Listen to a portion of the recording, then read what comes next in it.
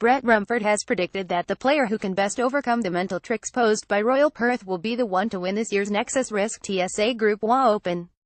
The South Perth venue is famed for its tight layout, perched precariously between the Queen Freeway and Perth Zoo, and would appear at the mercy of the modern-day golfer's enhanced driving capabilities. But Rumford has warned that with the course he has called home for 30 years might lack him distance it more than makes up for with hidden dangers. The trickery with Royal Perth is the greens, and I think you need to know the subtleties, he said. From tee to green, if you're driving well, then there's plenty of birdie opportunities. But the golf course can be frustrating from 10 feet and in. When you're trying to read the subtleties of these greens, it can be frustrating if you press too hard at some of these pins, which will be tough this week. Your game can go in the other direction quickly, so there are a lot of mental tricks to Royal Perth Golf Club.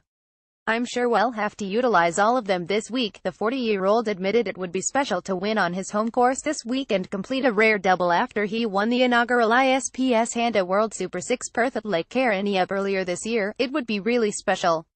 Any player in Australia wants to win their home title, he said. I have won it once before and it would be nice to do it again, and around Royal Perth Golf Club, which is my home course, would be very special. A stellar field has assembled for this year's tournament, including defending champion Curtis Luck and the long-hitting Oliver Goss, who have both returned from the United States to play.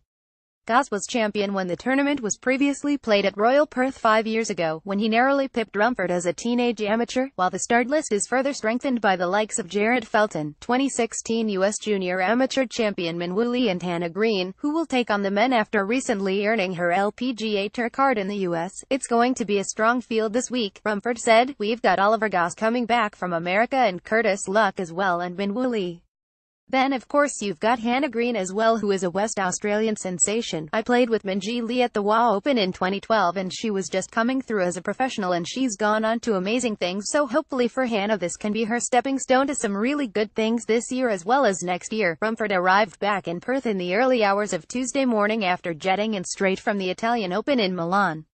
Rumford produced one of his best weeks in Europe this year, after firing a second-round 65, and admits it was a welcomed return to form ahead of his home tournament. The last week was the first turn of form really in terms of scoring, he said. I've been playing well, but I've just been a little bit off.